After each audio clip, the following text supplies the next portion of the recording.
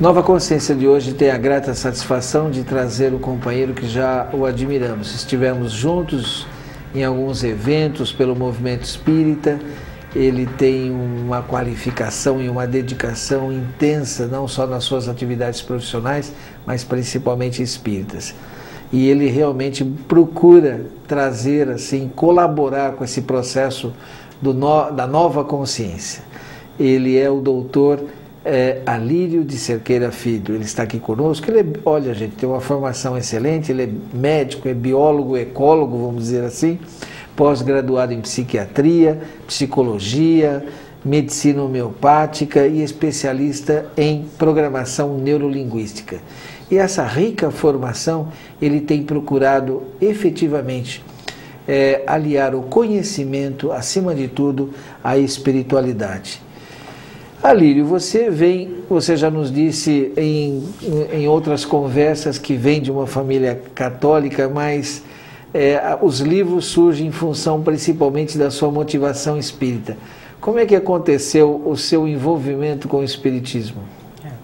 Nosso envolvimento com o espiritismo começou em 1978, quando fomos até uma livraria não espírita, a Sodiler, em Brasília, no Conjunto Nacional, que existe até hoje, e fomos adquirir um livro do Chico Anísio. Estava a fim de rir. Estava a fim de rir. Nessa época o Chico Anísio era muito famoso com esses livros de piadas e tal. E de frente para a prateleira que estavam os livros do Chico Anísio havia um evangelho, as obras espíritas. Quer dizer, isso não é uma piada, né? Exatamente. Dentro das obras espíritas que havia um evangelho com um pôr do sol na capa muito bonito, e ao virar eu me deparei com aquele evangelho. E o que me chamou a atenção foi o pôr do sol, muito bonito mesmo. É um evangelho da LAC que tinha um pôr do sol na capa, todas as obras básicas têm esse pôr do sol. E aí eu consultei, a carteira tinha o equivalente, nem me lembro a moeda na época, mas o equivalente a comprar os dois livros. E adquiri os dois, né? E depois de uns meses, a gente lendo o Evangelho segundo o Espiritismo, para mim transformou a minha vida, porque eu, de formação católica, não aceitava os princípios do catolicismo, rompi com o catolicismo aos 16 anos, por não aceitar a forma de entender do catolicismo, e dos 16 aos 19 anos praticamente fiquei sem religião, mas buscando uma. E quando lemos o Evangelho segundo o Espiritismo, praticamente é aquilo que sempre eu busquei, ver o Deus daquela forma, ver os ensinamentos de Jesus daquela forma. E a minha vida transformou. A gente tem sabido de toda a sua atuação e você efetivamente tem procurado se envolver, acima de tudo, com o espiritismo, mas principalmente nas atividades espíritas, no movimento espírita, e com isso surgem os livros. Você está com 3 livros, né? Psicoterapia, à Luz do Evangelho de Jesus, Jesus e Kardec. Vamos misturar um pouquinho de cada um deles. E o mais recente, Saúde Espiritual, todos editados pela EBM, editora Bezerra de Menezes. Essa motivação do Psicoterapia, à Luz do Evangelho, surgiu em função do quê? Surgiu a partir do estudo da coleção psicológica de Joana de Ângeles. Desde o primeiro livro, que foi lançado no final da década de 80, O Homem Integral, e depois seguiu-se numa coleção de 15 livros. Nós, ao lermos cada obra, já estudávamos as obras de Joana de Ângeles anteriormente, mas a coleção psicológica, até por uma questão de profissão, nos tocou profundamente. Como é que você entende a decisão de um espírito, porque o Divaldo mesmo diz que, orientado pela Joana de Ângeles, vamos dizer assim, se envolveu com o conhecimento da psicologia humana. Como é que você vê essa decisão de um espírito, já que você estuda bastante Joana de Ângeles, e a gente pode dizer que você já está na psicoesfera dela, como é que você vê essa motivação desse espírito? Na verdade, é aquilo que no próprio livro dos Espíritos, nas obras espíritas, são colocados, né? o mundo físico é uma cópia imperfeita do mundo espiritual.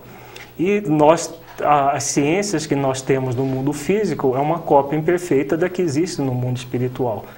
E Joana de Ângeles, com certeza, a gente poderia dizer que ela é uma psicóloga, acho que talvez é uma mestra em psicologia para os próprios psicólogos e psiquiatras e médicos, psicoterapeutas que existem no mundo físico.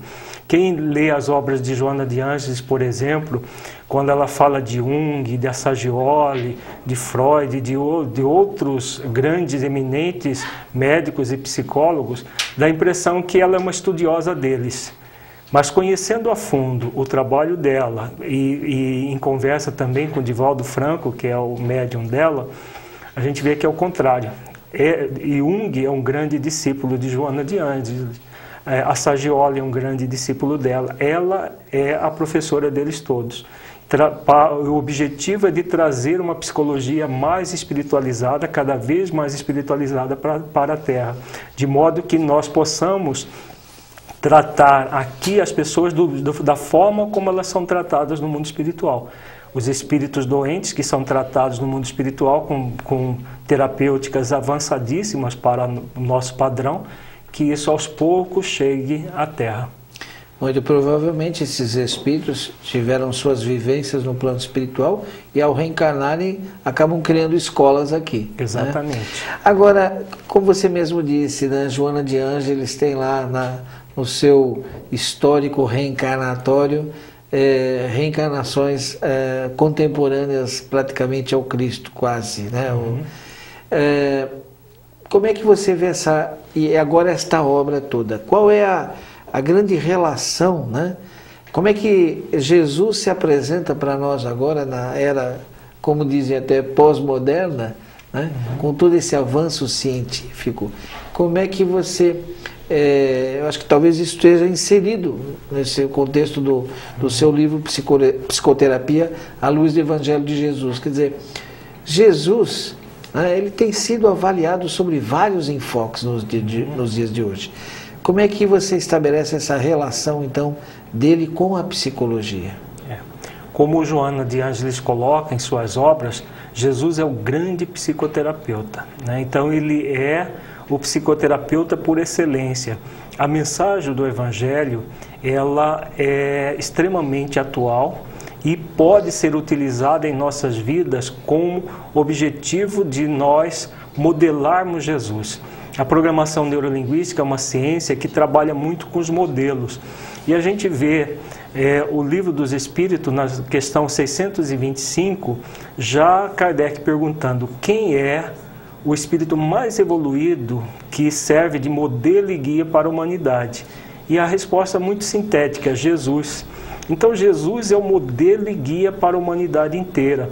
Então o Evangelho é esse manancial de ensinamentos maravilhosos que nós podemos utilizar nas nossas vidas para transformarmos as nossas vidas. A partir do momento que nós mergulhamos no ensinamento, no simbolismo que existe, principalmente nas parábolas. As parábolas são verdadeiras lições de psicoterapia se nós tivermos olhos de ver e ouvidos para ouvir, como ele recomenda. Quer dizer que com a psicologia a gente está tendo uma forma ainda maior de ver uma metáfora à luz dos dias de hoje? Exatamente, porque a psicologia, como ela trabalha muito com símbolos, o Jung foi um mestre em trabalhar com símbolos, e Joana de Ângeles, como mestra do próprio Jung, já trabalha isso nas suas obras, e nessa obra especificamente, o Psicoterapia à Luz do Evangelho, nós decodificamos os símbolos que Jesus coloca nas parábolas, de forma que a pessoa possa aplicar isso no seu dia a dia. Porque a grande maioria das pessoas ainda leem as parábolas de Jesus e não consegue compreender, não consegue aplicar isso no seu dia a dia. E a psicologia vem auxiliando a pessoa a compreender isso e a utilizar de maneira prática no seu dia a dia. Alírio, hoje a gente sabe mais sobre os porquês. Por que é tão difícil seguir o Evangelho mais do que praticar o Evangelho? Por que é tão difícil? É difícil porque nós trazemos hábitos bastante arraigados que são nocivos. E seguir o Evangelho é reformular hábitos, é transformar a nossa vida para melhor, criando um hábito mais saudável. E fazer essa transição entre o hábito nocivo antigo e o novo hábito mais saudável é demorado, exige esforço, paciência, perseverança. A gente diz sempre que é através do esforço continuado, paciente e perseverante, que a pessoa vai conseguir criar esse novo hábito para si mesmo. E a grande maioria das pessoas, infelizmente, querem os benefícios do novo hábito, mas não querem pagar o preço para desenvolvê-lo. Aí. Bom, eu estou no final do primeiro bloco, já eu volto com o Alírio.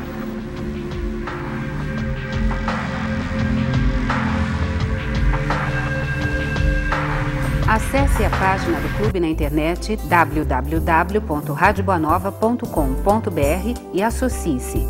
Assim, você passa a fazer parte deste clube de amigos que patrocina as ações de divulgação do Espiritismo pela internet, literatura, rádio e televisão.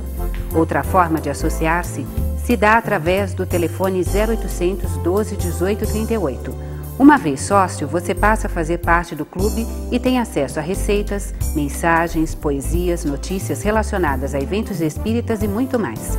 Além, é claro, de fazer valer a mensagem do Espírito Emmanuel. A Rede Boa Nova de Rádio leva a seus ouvintes mensagens que podem mudar a forma de encarar a vida.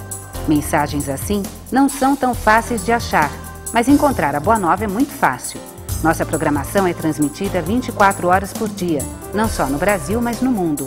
Acesse www.radioboanova.com.br e ouça muito mais. Em todo o país, sintonize a antena parabólica. Em polarização horizontal, frequência 1240, canal de áudio 6.2. Na Grande São Paulo, em 1450M. Em Sorocaba e região, 1080M. Mais informações, ligue para 0 operadora 11 64 57 7000. Entre na sintonia da Boa Nova. Nós da Rede Bandeirantes, como espero que você, empresário, também ajudamos as casas André Luiz. As obras que se vêem aqui são emocionantes, são dignificantes e são um trabalho que a população precisa. Então, se você puder e se você também se tocar com isso, ajude as casas André Luiz.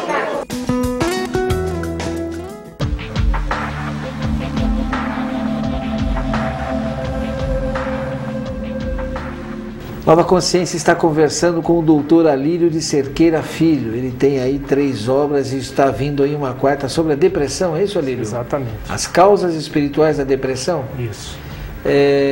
Em média, você leva quanto tempo para elaborar? Porque, olha, gente, as obras são assim bastante substanciosas. São obras para você se deleitar e, ao mesmo tempo, estudar. Em média, quanto tempo você leva assim, na produção de um livro? Para conceber o livro, praticamente em um mês a gente concebe o livro, mentalmente, né? A questão é materializá-lo do ponto de vista da escrita, porque como não são obras psicografadas, a gente tem o trabalho profissional e trabalho no movimento espírita, quando temos fim de semana livres, que a gente praticamente usa para escrever. Então nós estamos levando em média de 6, 7, 8 meses para completar um livro, por causa dessa questão do tempo exíguo ainda para escrever. O Jesus e Kardec, modelos para os trabalhadores do movimento espírita, o que o motivou a escrever esse livro? O que nos motivou foi a grande dificuldade que nós temos no movimento espírita ainda de compreender os postulados da doutrina. Porque nós temos postulados, verdades que são exaradas nas obras básicas, principalmente, que são norteadores dos rumos, não só para nós espíritas, mas para a humanidade como um todo. Infelizmente, a grande maioria das pessoas ainda entendem essas verdades de uma forma muito distorcida. Por exemplo, a verdade que está no Evangelho segundo o Espiritismo: fora da caridade não há salvação. Essa verdade ela é vista como se fosse fazer coisas para os outros, filantropia para os outros, para que eu me dê para bem. que a pessoa se dê bem.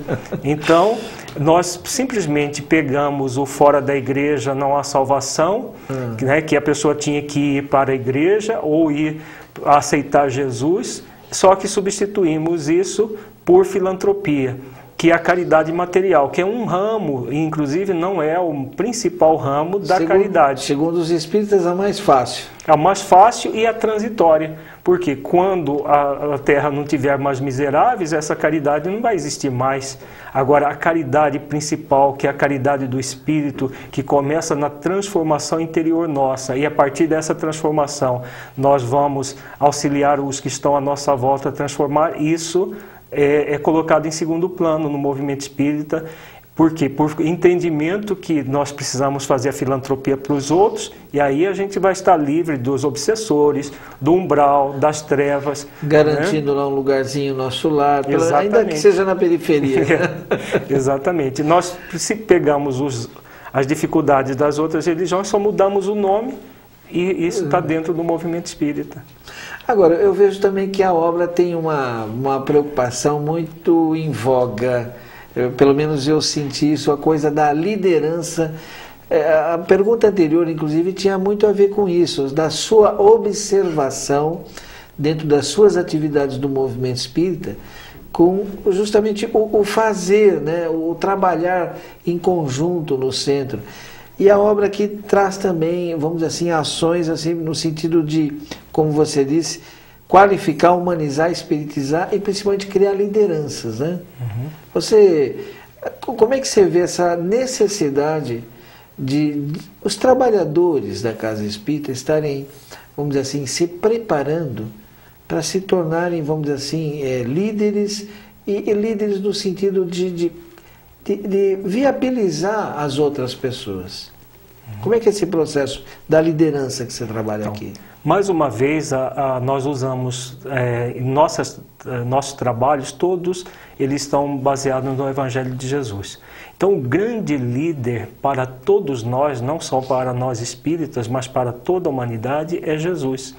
E utilizar a mensagem de Jesus na prática da liderança é fundamental para que nós tenhamos uma liderança equilibrada. A grande maioria dos líderes ainda hoje, tanto no nível profissional quanto nas organizações filantrópicas, como é do movimento espírita, ainda tem uma postura ou autoritária, que é uma postura da pessoa mandar e os outros ter que obedecer, ou permissiva, naquela que a pessoa deixa os liderados fazerem o que quiserem. Então Jesus, existem até obras recentes que estão se tornando best-seller mundial, colocando Jesus como uma referência de liderança. Por quê? Ele tinha a liderança baseada na autoridade moral, na autoridade, no caso de Jesus, do ser perfeito que se torna líder. Não na autoridade do cargo, né? Porque aqui entre nós é legal quando você tem na pessoa a conciliação, né, da liderança do cargo com a liderança efetiva do conhecimento, da sabedoria da pessoa, que nem sempre acontece, né? Nem sempre acontece. Porque no nosso no nosso caso, nós somos espíritos imperfeitos. Então, nós não temos a sabedoria de Jesus, nem o amor de Jesus. Mas estamos aqui para desenvolver isso em nós. Então, o líder o líder com Jesus, o líder que utiliza Jesus como modelo, não é o que vai imitar Jesus e virar um santo do pau oco, né? Aquela pessoa boazinha por fora, mas cheia de podridão por dentro. O próprio Jesus já colocou isso, que é nocivo ao ser humano. Mas aquele que busca, como diz Kardec, que é outro modelo para nós, aquele que busca dominar as suas más inclinações, aquele que no próprio exercício da liderança vai trabalhando as suas dificuldades interiores para poder ser o melhor líder. Um líder que não tem uma autoridade como Jesus tinha, mas aquele que se esforça para ter. Está construindo, né? Exatamente, está construindo. Quais assim as características de um líder espírita? Do líder espírita ou do líder ideal espírita? Bom, quando eu digo líder espírita, evidentemente estou falando desse dessa pessoa transformada, né, pelos conceitos espíritas, que nada mais são do que os conceitos de Jesus. Certo. Então, o líder espírita, né, aquilo que Kardec diz, reconhece o verdadeiro espírita... Desculpe, Alírio, te interromper. O sentido da pergunta é porque estou pensando principalmente na liderança no circuito espírita. Certo. Né? Então, o líder espírita é aquele que não é perfeito, mas que se esforça para se aperfeiçoar. E Jesus é o grande modelo, Kardec é uma referência também para esse modelo para nós espíritas. E vai aquela pessoa que, diante dos desafios da própria liderança, vai se aperfeiçoando na própria liderança. O que nós temos ainda no movimento espírita são muitos chefes e poucos líderes. Chefes no sentido daquela pessoa autoritária que, porque tem um cargo, quer impor o seu cargo aos outros. E muitas vezes é uma pessoa que não está no propósito de se transformar. E aí é um grande problema, que gera grandes dificuldades no movimento espírita. Por quê? Ter rótulo de espírita é fácil de ter. Agora, ter atitude de espírita é muito difícil. Por quê? Porque nós trazemos hábitos arraigados, que às vezes trazemos até das nossas empresas privadas, das nossas idiosincrasias próprias, e essas dificuldades são levadas para dentro do movimento. E aí a pessoa tem um rótulo de espírita, mas de fato não é espírita, porque não faz esse esforço para dominar suas más inclinações.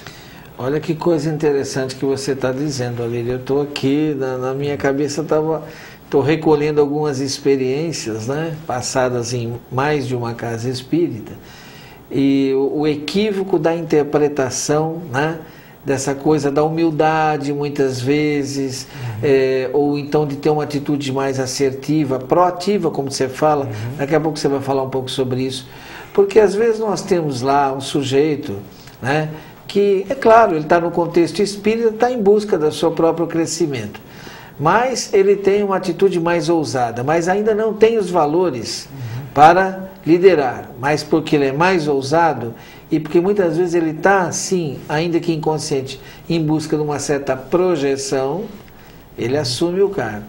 O outro tem todos os valores já, mas ele também confunde que, essa coisa, né, eu não quero assim estar na frente, porque ele também interpreta isso. Ser humilde é ficar ali no canto, olha, quando precisar de mim. Como é que você avalia tudo isso? Exatamente dessa forma, porque muita gente ainda confunde humildade com subserviência, tolerância com conivência. Então nós temos as virtudes e as pseudo-virtudes. Então a pessoa acha que humildade é não se colocar na frente, é ficar, não, os últimos serão os primeiros. Só que deturpa o que Jesus falou com os últimos serão os primeiros. Não, eu vou ficar lá no fundo do centro, vou ser humilde, como se humildade fosse isso. Humildade é um processo que acontece de dentro para fora da criatura. Tolerância é um processo em que você, ao perceber o erro, você ajuda a pessoa que cometeu aquele erro a corrigi-lo, mas jamais conivindo com o erro. Então, no meio espírita, principalmente hoje em dia, tem muita gente colocando, através até de palavras bonitas. Nesse dia, no Paraná, a gente aprendeu uma nova palavra que está sendo utilizada, uma tal de alteridade, que é utilizada no movimento espírita para as pessoas, na verdade, elas justificarem leniência, conivência como sendo uma coisa positiva. Se alguém faz alguma coisa errada, ninguém pode falar nada, porque tem que usar de alteridade. E esquecendo que Jesus disse, né, seja o seu dizer sim, sim, não, não. Né, ou é quente ou é frio. Então as pessoas confundem virtudes com vícios travestidos de virtudes. Tá certo. Nós vamos voltar nesse assunto. Eu quero aqui aproveitar esse momento, no finalzinho do segundo bloco, dizer para você, venha fazer parte do Clube Amigos da Boa Nova. Gente, institucionalmente a Fundação se constituiu, né? E está aí presente na sociedade humana, né, precisa ter uma cara jurídica, né? Precisa ter como a gente diz, um CNPJ, né? Porém, na verdade, a difusão do Espiritismo é uma obra de todos nós. Então venha fazer parte do Clube Amigos da Boa Nova, colaborar com essa ação de divulgação da Fundação Espírita André Luiz. 0800 12 18 38. Participe, depende de todos nós. Eu volto já já.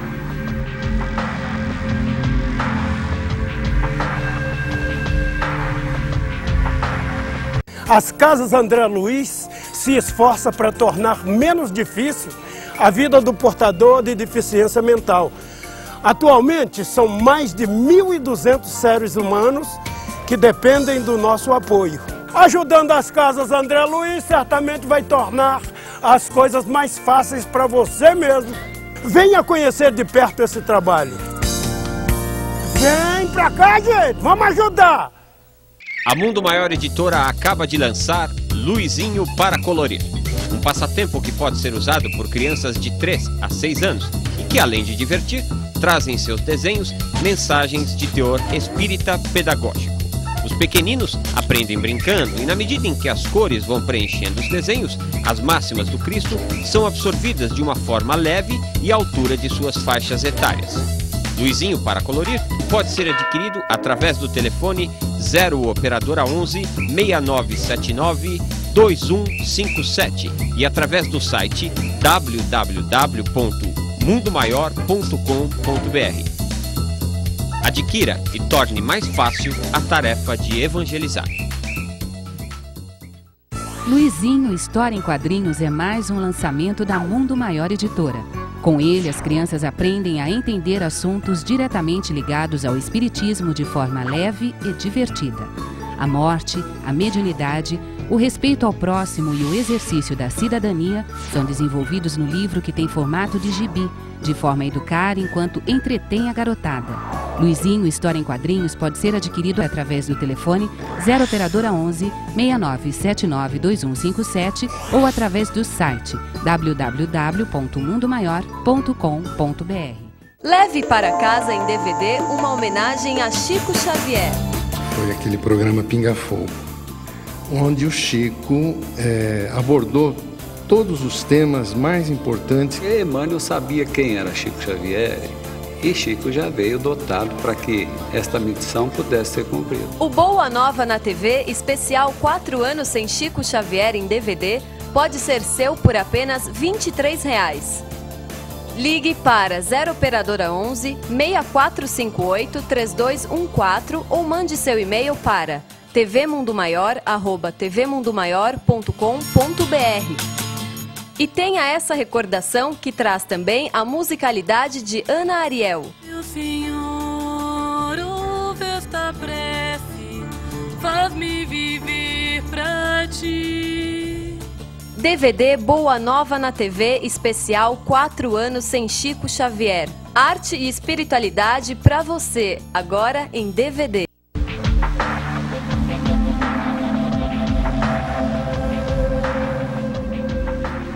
Eu estou conversando com Alírio de Cerqueira Filho. Alírio de Cerqueira Filho. Alírio tem algum sentido? Algum significado? Não, é apenas o nome do meu pai, de um primo distante do meu pai, que a minha avó gostou. Tá e aí... Alírio, eu quero voltar em algo que você disse no bloco anterior, né? Você falou assim, tem uma tal de palavra alteridade. Uhum. Eu entendo que alteridade é um convívio com a diferença, não com o erro efetivamente. Mas eu concordo com você. Uhum. Tem muita gente que está arranjando um nome talvez diferente, até no conceito dela, pomposo, para justificar aquilo que você falou. Um não enfrentamento. Você também disse, né, que Jesus disse sim, sim, não, não. O líder espírita tem dificuldade em dizer não, Alírio? Muitos deles sim, porque exatamente a alteridade é convívio com a diferença, que aí entra da proposta de Kardec, trabalho, solidariedade e tolerância. E aí nós confundimos esse convívio com permissividade, que é bem diferente.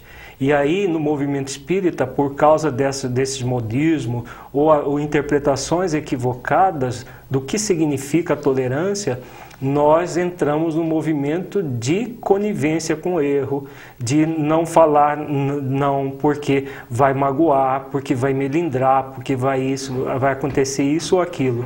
E aí, essa conivência com o erro acaba gerando graves compromissos, graves comprometimentos no próprio movimento espírita, em que muitas dificuldades surgem exatamente porque não se usa da autoridade.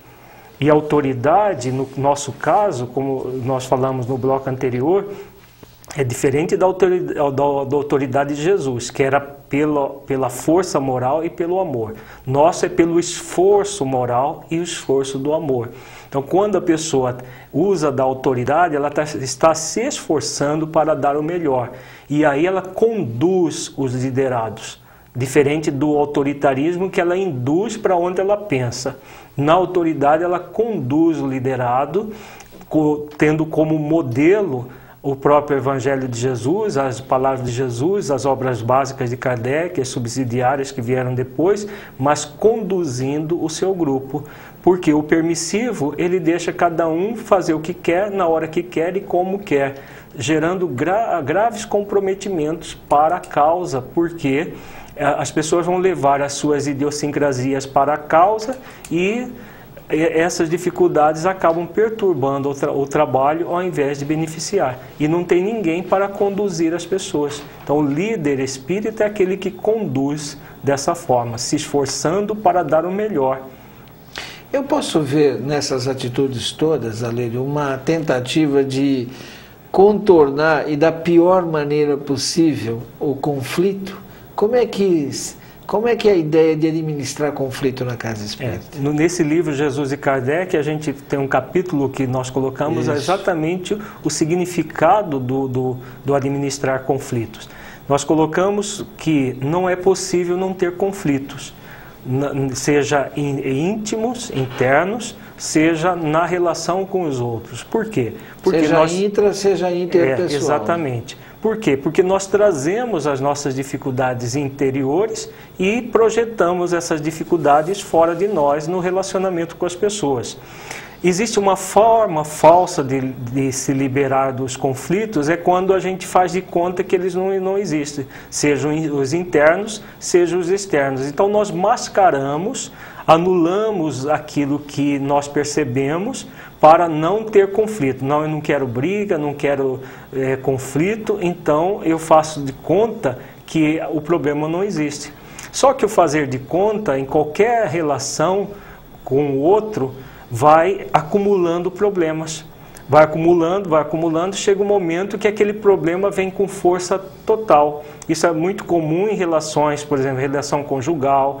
As pessoas aguentam a relação, se autoanula, até que chega um momento que fica insuportável e começa um a agredir o outro. Às vezes separações depois de 20, 30 anos de casado. Na casa espírita também acontece isso. Muitas vezes a pessoa, elas tentam anular o conflito, ele não existe, mas ele fica ali por baixo do pano. A hora que vem com força total, às vezes esfacelando com diretorias de casas espíritas, às vezes a própria casa espírita se comprometendo e tendo dificuldades até de continuar a sua tarefa. Por quê? Porque as pessoas tendem a se autoanularem, como se fazendo isso o conflito vai deixar de existir. A forma verdadeira é a forma que nós lidamos com o conflito, fazendo aquele trabalho que Kardec recomendou. Trabalhar com solidariedade e tolerância, mas tolerância é vendo a dificuldade que nós temos para juntos transformarmos isso, solidarizando uns com os outros, porque estamos no mesmo barco. Somos pessoas que temos deficiências e temos qualidades a ser desenvolvidas. A partir do momento que nós vamos trabalhando as nossas dificuldades, nós vamos crescendo como pessoas. Esse é o objetivo principal da própria convivência em conjunto. Você está falando algo que tem muito a ver com o desenvolvimento de motivação e da vontade. Como é que é isso? Você tem uma proposta também aqui Um subitem do capítulo 4 aqui, né? Então, a motivação... Que é desenvolvendo as habilidades. Exatamente. A motivação e a vontade é uma questão fundamental para o nosso aprimoramento interno. É aquilo que nós falávamos. Mudar hábitos arraigados precisa de motivação e de vontade. É preciso que nós façamos esforços. Mas no Livro dos Espíritos tem uma resposta que diz que poucos de nós gostamos de fazer esforços. É verdade. Até esforços pequenos, não precisa ser muito grande. Na resposta está muito clara, não me lembro bem o número da pergunta, mas está muito clara, tem no livro essa pergunta. São poucos de nós que gostamos de fazer esforços, porque nós queremos os benefícios da mudança sem fazer o esforço da mudança. Só que não é possível. Então a motivação e a vontade exatamente vai ao encontro das mudanças que nós queremos. Nós queremos um movimento mais harmonizado, nos esforcemos para isso. Nós queremos um convívio melhor com os companheiros, esforcemos-nos para isso. Queremos estar melhor com nós mesmos, esforcemos-nos para isso. E nesse processo você coloca também como subitem o diálogo é fundamental. Sim, com toda certeza. O Saúde Espiritual é um outro livro seu e todos os livros é uma coisa muito interessante. Tem um fio que os liga, vamos dizer assim. Eles são completos em si, mas são, vamos dizer assim, crescentes nesse processo de acumular todo vamos dizer assim, um conhecimento.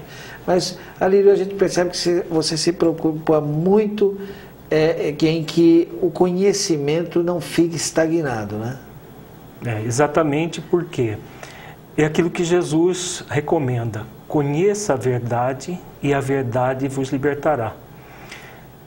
Todo o processo de libertação da criatura, ela começa nesse conhecimento da verdade. E aí é um outro paradigma, um outro preceito que foi deturpado ao longo do tempo. No movimento espírita, a gente privilegia o conhecimento, como se o conhecimento libertasse. E Jesus diz muito claro, conheça a verdade e a verdade vos libertará. Então, muitos de nós, espíritas, queremos só pelo conhecimento nos libertarmos. E, às vezes, temos até essa pretensão. A pessoa já conhece muito da doutrina espírita e, por conhecer, acha que já virou santo por causa disso. Na verdade, o conhecimento, para que ele nos liberte, ele precisa ser internalizado. Ele necessita ser refletido profundamente por nós mesmos e auto-aplicado. Porque somente o conhecimento refletido e nós fazendo exercícios para aplicá-lo em nós, nós vamos senti-lo para poder vivenciá-lo. Aí completando essa tríade do conhecer, sentir e vivenciar. Se nós não fazemos isso, nós temos um conhecimento muito bonito da verdade, mas não aplicada. E se ela não é aplicada, ela não vai nos libertar. Quem tem acompanhado as obras de Filomeno de Miranda, um grande escritor espiritual que escreve por Divaldo Franco, vê isso nos dois últimos livros, o Tormentos da Obsessão e Entre Dois Mundos, a quantidade de espíritas conhecedores da doutrina, palestrantes, pessoas que tinham obras assistenciais de vulto, sendo atendidas no Sanatório Esperança por Eurípides Barçanufo, que criou um hospital só para atender espíritas, grandes conhecedores da verdade, mas que não utilizaram dessa verdade para o seu aprimoramento como pessoa. Então, se nós não utilizamos a verdade para o nosso aprimoramento, nós não nos libertamos. E na medida em que este conhecimento não se transforma numa ação correta, a coisa tende a, vamos dizer assim, se refletir principalmente no nosso corpo e através das doenças. Exatamente, no corpo e na mente, né? Então a pessoa, ela... Eu diria que primeiro na mente. Primeiro na mente, por quê? É o espírito doente, gera como doença mental um reflexo que vai gerar o problema no corpo físico, qualquer que seja a doença, salvo doenças próprias de traumatismos ou de envenenamento, todas elas começaram no espírito que que ele distorce a realidade em si mesmo, e ao distorcer essa realidade e ir contra as leis divinas, se torna mentalmente comprometido. E esse comprometimento mental, emocional, vai gerar, por consequência, problemas no corpo físico. Ok. Eu tenho mais um tempo ainda com a Lídia, daqui a pouquinho.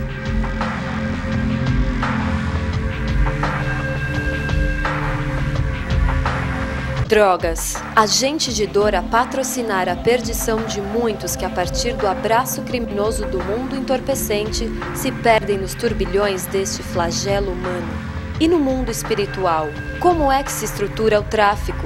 Como é que se socorre aqueles que se encontram aprisionados pelas destruidoras falanges de espíritos criminosos? Estas e outras questões a respeito da toxicomania são respondidas no livro Memórias de um Toxicômano, mais uma obra da Mundo Maior Editora.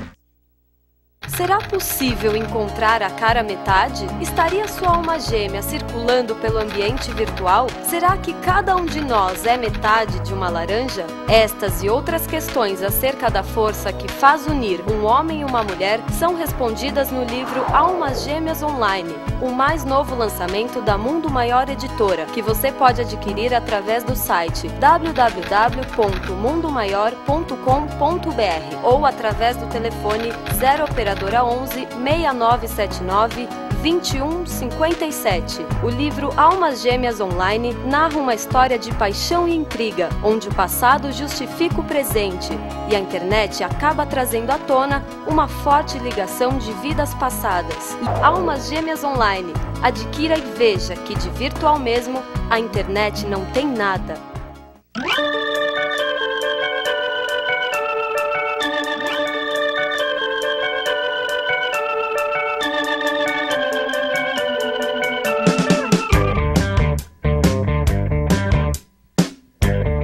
Os espíritas desejaram durante tanto tempo a realização desse sonho, que é a TV Espírita.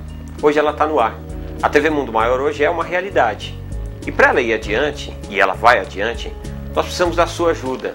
Você pode fazer como Marcelo Lemos, ser nosso parceiro. Para mim é um grande prazer ter vocês como parceiro, porque eu acredito tanto no crescimento da emissora, como eu acredito no meu crescimento também. Você pode nos ajudar associando-se ao Clube Amigos da Boa Nova.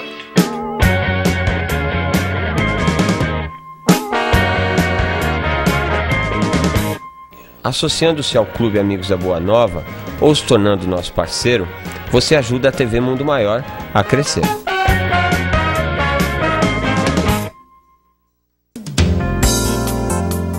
No Mercatudo você encontra de tudo da melhor qualidade pelo menor preço. Tudo em benefício das casas André Luiz.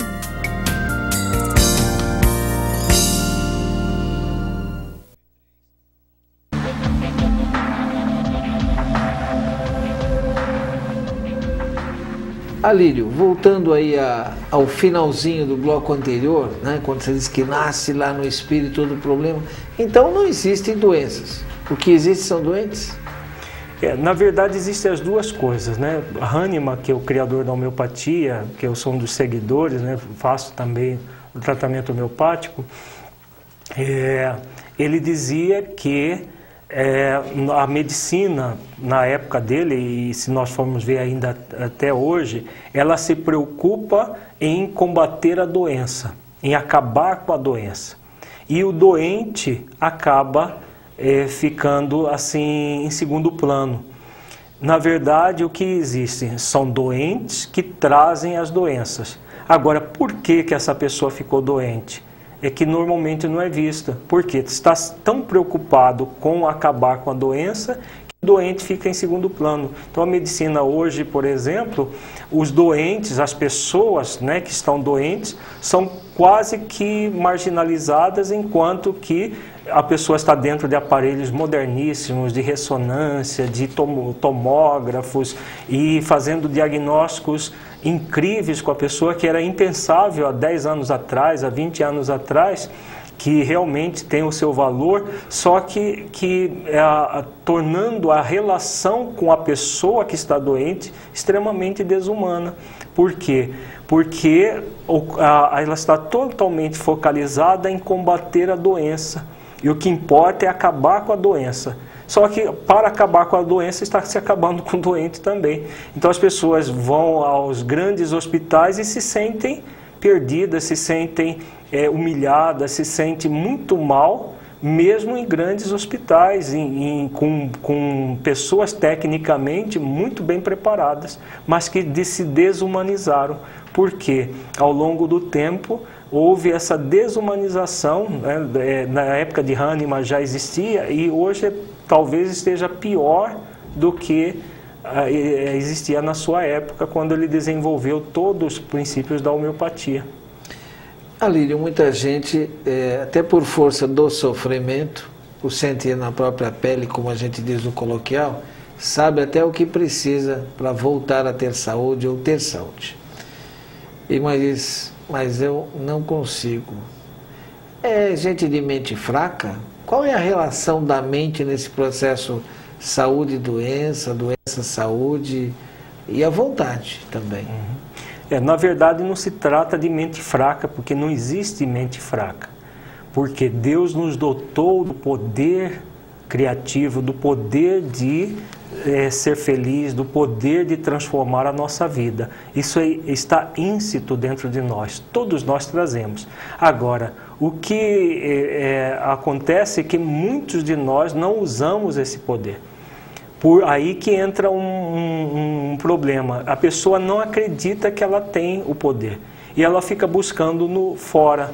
Então quer curar a doença com o médico, que o médico resolva o problema dela. Tem pessoas que vão em busca de médiums, outros de gurus, e querem a cura de fora para dentro. O próprio Cristo, né, Jesus, quando ele curava alguém, ele nunca dizia: eu te curei, a minha energia, o meu poder lhe curou. Ele dizia: a tua fé te salvou. Ele nem usava a palavra curou. Por quê? A salvação no sentido de o processo de transformação interior para poder gerar a saúde.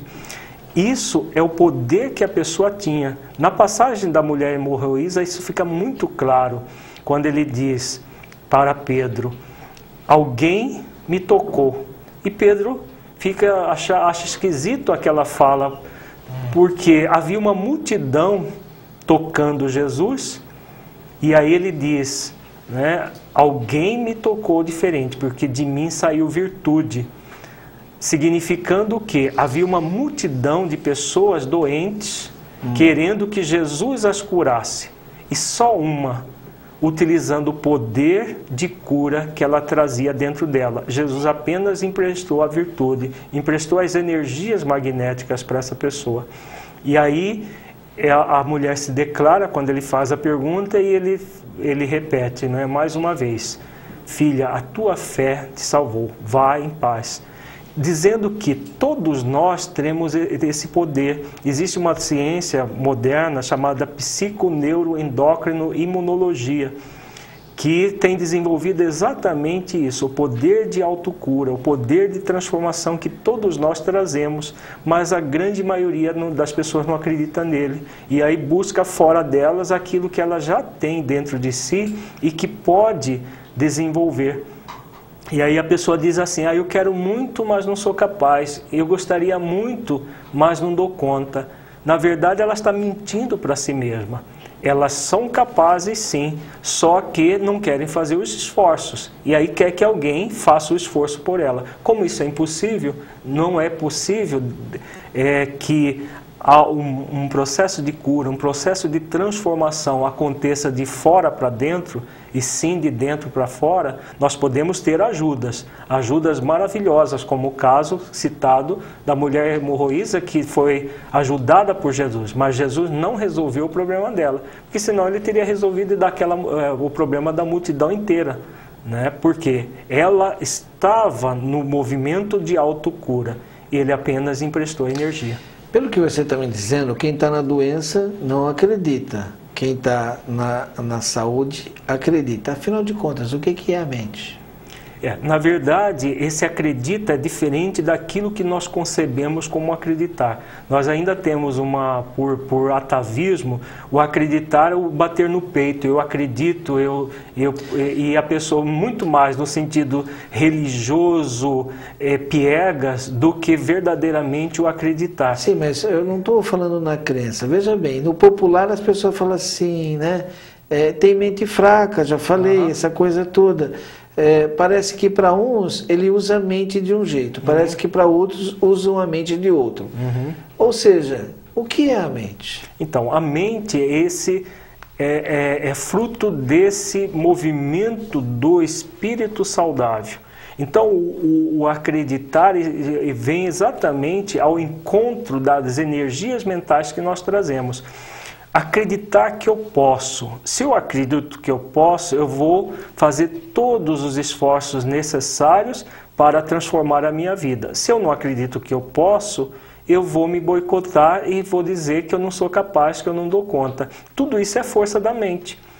Não a força da mente pura e simples, como muitos pseudocientistas colocam. Não, poder querer é poder, basta você mentalizar, falar palavras-chave, como se fosse tudo mágico. Na verdade, é um processo gradativo, é um processo que vai acontecendo na mente da criatura, mas ela indo em busca daquilo que ela deseja para a sua vida. Então, eu quero uma vida melhor, eu quero ser mais saudável, espiritualmente, emocionalmente, fisicamente. Se eu quero realmente isso, eu faço os esforços necessários para ir ao encontro disso. E aí é a força da mente sendo trabalhada a favor da criatura, porque é a mesma energia que a gente usa contra nós. Quando a pessoa diz, eu não sou capaz, eu não dou conta, eu não consigo sair dessa doença, ela está usando a mesma energia, só que no sentido contrário, né? No sentido de se diminuir e se tornar cada vez mais doente. Você, como especialista em neurolinguística, vamos assim, nesse processo da saúde ou da doença, na base disso tem um processo que está muito em moda falando, gostaria que você comentasse, a ressignificação. Como é que é ressignificar a cura ou a doença? Então, a ressignificação é a gente pegar por um padrão negativo e transformá-lo em positivo. Não é simplesmente mudar pensamentos, porque existem alguns autores antes do desenvolvimento da neurolinguística como ciência que colocavam, simplesmente você pega um pensamento negativo, escreve esse pensamento de forma positiva e começa a repetir positivamente, isso já transforma. Não é assim. A ressignificação é um processo que a gente chama de desconstrução do pensamento anterior e uma reconstrução do novo pensamento. É preciso ver a intenção positiva do pensamento negativo, porque tudo que a gente cria, Deus nos dotou de um mecanismo tal que, mesmo nas coisas mais negativas, existe uma intenção positiva. Por exemplo, uma pessoa que se mata num suicídio, qual a intenção positiva dessa pessoa? Se livrar do sofrimento. E aí ela sai do caldeirão e cai na fogueira, né? Exato. Mas há uma intenção positiva, só que mal direcionada. Então, o que nós precisamos para ressignificar um pensamento, um sentimento, um comportamento? Pegar aquele pensamento, aquela situação, ver a intenção positiva